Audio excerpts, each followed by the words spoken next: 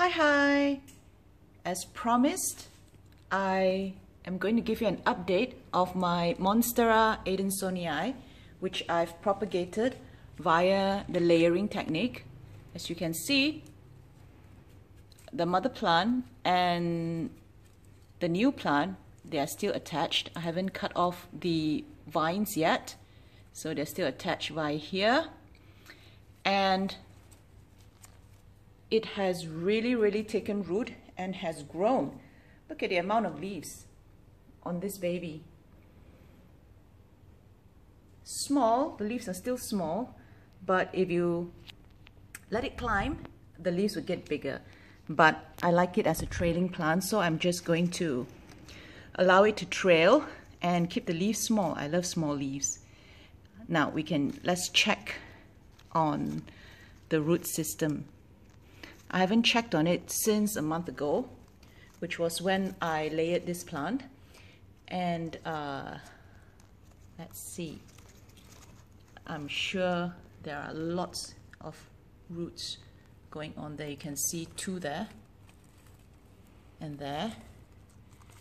And let me just remove this pin and give it a tug. If it doesn't come off, that means it's rooted. Okay, it means it's rooted. Look at that. Oh, what did I do? Okay. So it has really rooted quite nicely.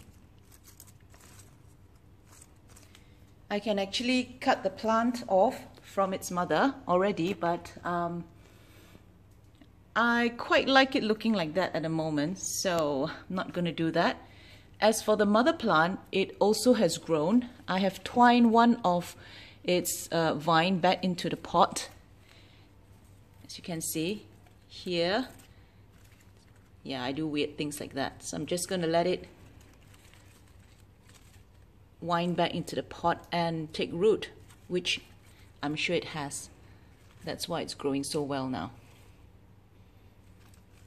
So, the advantage of using the layering method to propagate plant is the mother plant actually doesn't stop growing. It keeps growing while it roots. So you don't lose like a period where there are no leaves, no new leaves. So the new leaves keep growing as the new plant roots. So this is doing really well.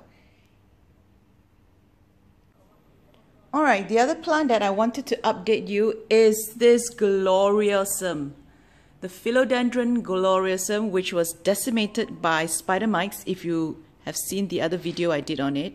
And I practically balled it because the leaves were just dead. And within a couple of months, it has returned to its glorious state, I must say. And there are so many new growth, so many new shoots underneath here. That's because I actually detached some of the gnarly roots under here. I've snipped off some, and so many new points of growth have emerged. Like I now have at least, let me see, 1, 2, 3, 4, 5, 6. 1, 2, 3, 4, 5, 6, 7. I at least have 7 plants here. If I were to chop this up, I can have 7 plants from this. Some of the leaves are really small because these are just young plants which have just popped up, and this is the original one. So as you can see, the leaves are big. So I have all shapes and sizes of leaves here, but it is looking really good, and I'm so happy with it.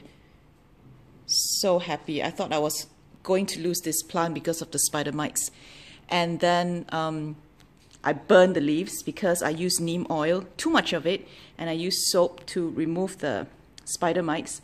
And you know what's the thing that saved this plant is actually sulfur powder.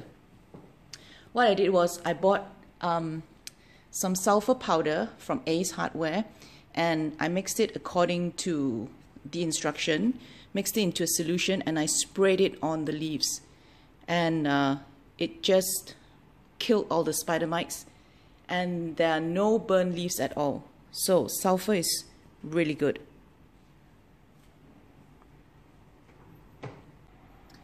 And that was the update of my Philodendron Gloriosum and my Monstera Adansonii, which is there. Aha, yes, it's sitting there. Very happy with it, and I will talk to you guys again soon. So this is the sulfur powder I was talking about. I got this from Ace, and it comes with instructions. You can use it on fruits or vegetables, but I probably wouldn't recommend that. But I suppose ornamental plants are fine. So you can dust on it, which I did not because I didn't want the dust to be flying around. What I did was I mixed it in water into a solution, and I sprayed on it, and made sure I brought this plant to a well-ventilated area, and I sprayed on it and kept it there for a while until the sulfur solution dried, and then I brought it back in. So this was the one that saved my Gloriosum, the sulfur.